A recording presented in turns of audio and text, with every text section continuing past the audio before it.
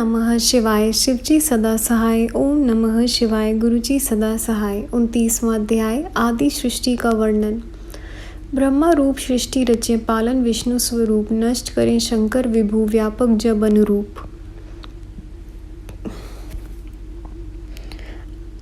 ब्रह्मा रूप श्री शौनक जी बोले, हे सूत जी, आपसे वेद व्यास तथा सनत कुमार जी के संवाद का तो वर्णन कर दिया, अब कृपा करके ब्रह्मा जी की सृष्टि का प्रकार कहिए। यह भी तो आप श्री व्यास जी से सुन चुके होंगे। तब सूत जी बोले, हे ऋषियों, सुनिए। नित्य सतैव असत स्वरूप प्रधान पुरुष परमात्मा की ब्रह्मा होकर सृष्टि उत्पन्न किया करते हैं। सृष्टि रचयिता ब्रह्मा है, पालनकर्ता विष्णु जी हैं, संहारकर्ता शंकर जी हैं। स्वयं भू भगवान ने जब सृष्टि उत्पन्न करने की इच्छा की तब पहले जल पैदा किया। जल नरक पुत्र है, जल में स्थान रखने वाले नारायण हैं। वह अंडा प्रथम जल में स्थित हुआ, तब उसकी स्वर्ण के समान कांति हो गई। ब्रह्मा जी ने स्वयं यज्ञ किया, इसी कारण इनका नाम स्वयंभू हुआ। हिरण्य गर्भ भगवान ने उस अंडे को तो भाग दिए जिसने आकाश तथा पृथ्वी हुए। तब ब्रह्मा जी ने अधो भाग में 14 भुवनों की रचना की, मध्य में आकाश की रचना की, जल के ऊपर पृथ्वी रची गई, आकाश में 10 दिशाओं की रचना हुई। तब मन वाणी काम क्रोध रूप रति की रचना की। मरीचि अत्रि अंगिरा पुलत्स्य पुलह क्रतु वशिष्ठ आदि तेजस्वी ऋषि रचे गए। पुराणों में सप्त ऋषि नाम से यही प्रसिद्ध है। तब ब्रह्मा ने क्रोध द्वारा रुद्र रचे, फिर बिजली, व्रज, मेघ, इंद्र, धनुष आदि रचे। उसके बाद यज्ञ सिद्धि के लिए ऋग, यजु, साम, अथर्व वेदों का निर्माण किया। उन्हीं के द्वारा देव पूजन किया। वक्ष स्थल में पितर, जंघाओं में मानव एवं जंघाओं के नीचे के भाग से दैत्य बनाए गए। इस प्रकार प्रजा की रचना द्वारा भी प्रजा वृद्धि न हुई।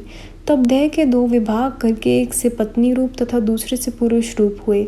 नारायण ब्रह्मा जी ने इस प्रकार संपूर्ण सृष्टि की रचना की। नर नारायण भगवान से बनाई गई सृष्टि प्रजा अमैथुन तथा आयु, कीर्ति, मृति, यशस्विनी हुई। 30वां अध्याय सृष्टि रचना क्रम। 33वें अध्याय में सृष्टि रचना कार्य, मनवंतर संज्ञा लहो, ध्रुव, पुष्टादि सुधान्य। सूत जी बोले, जब इस प्रकार से सृष्टि की रचना होने लगी तब प्रजापति ने भी अयोनिजा शतरूपा नाम की पत्नी प्राप्त की। शतरूपा ने भी 100 दिव्य वर्ष पर्यंत तपस्या करके ही तपस्वी पति प्राप्त किया। वहीं पुरुष स्वयं भवु से पैदा होकर मनु नाम से प्रसिद्ध हुए। इन्हीं से 71 मनुओं की मनवंतर संज्ञा कहलाती है। फिर विराट पुरुष से वीरका पैदा हुई। इस वीरका से प्रियव्रत उतान पाद उत्पन्न हुए। धर्म की पुत्री सुनीति के साथ उतान पाद का विवाह हुआ, जिसमें परम तेजस्वी ध्रुव उत्पन्न हुए। उन्होंने 3000 वर्ष तक कठोर तपस्या की, जिससे ब्रह्मा जी ने ध्रुव को सप्तऋषियों से भी ऊपर का स्थान दिया। ध्रुव के 2 पुत्र हुए, जिनका पुष्टि तथा धान्य नाम था। पुष्टि की पत्नी समुन्ता हुई। उससे रिपु, रिपुंजय, विप्र, नृकल, वृक्ष, तेजा नामक 5 पुत्र हुए।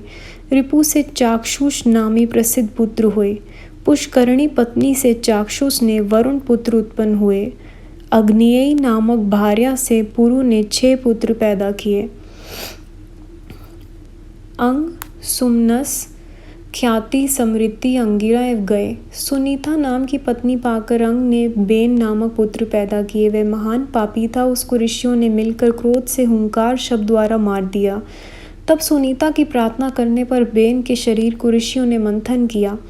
बेन के दक्षिण हाथ के मंथन से पृथु राजा की उत्पत्ति हुई। ये पृथु विष्णु के अवतार थे। धनुष की कवच पहने सूर्य के समान तेजधारी थे। यह पृथु पृथ्वी पर आदि राजा हुए हैं। उन्होंने राजस्व यज्ञ भी किया। इनके अत्यंत चतुर सूत तथा मागध नाम के 2 पुत्र हुए। पृथु राजा ने प्रजा की भलाई के लिए पृथ्वी का दोहन भी किया। फिर 100 यज्ञ किए। उनके 2 पुत्र विजिता शव, हर्यशव नामक भी हुए, जो जगत प्रसिद्ध हैं। शिखंडिनी द्वारा प्राचीन ब्रह्मी जन्मा, इसने वृक्ष की कन्या वीर बरणी से विवाह किया। उसी से दक्ष प्रजापति की उत्पत्ति हुई। यह सोमंड से थे। फिर दक्ष ने मन द्वारा चर अचर 2 पैर वाले तथा 4 पैर वाले जीव पैदा कर दिए। फिर मैथुन सृष्टि रचने लगे। वीरणा प्रजापति की वीरणी कन्या से विवाह कर लिया। हर्यशव नामक 10,000 पुत्र उससे उत्पन्न किए। यह ही नारद के उपदेश से वैराग्य को प्राप्त हुए। इसे सुनकर फिर दक्ष ने शबलाशव नामक 10,000 पुत्र उत्पन्न किए। वह भी नारद के उपदेश से भाइयों के मार्ग पर चल पड़े, घर नहीं लौटे।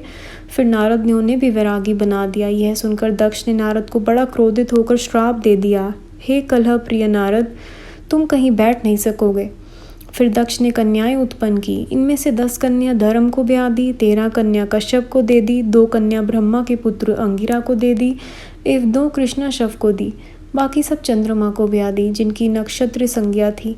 दक्ष की कन्याओं से देव दानव आदि बहुत ही संतानें उत्पन्न हुई, जिनसे ये सारा जगत भर गया। तभी से प्रजा मैथुन द्वारा पैदा होने लगी। शौनक बोले, हे सूत जी, आपने तो प्रथम कहा था कि दक्ष ब्रह्मा के अंगूठे से पैदा हुए, अब फिर यह प्रचेतना के पुत्र किस प्रकार हो गए?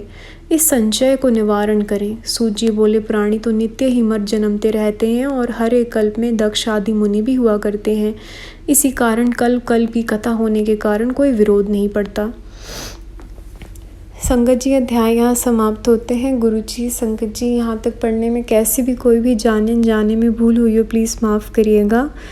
अगला अध्याय हम अगली वीडियो में सुनेंगे। ओम नमः शिवाय। शिव जी सदा सहाय। ओम नमः शिवाय। गुरु जी सदा सहाय।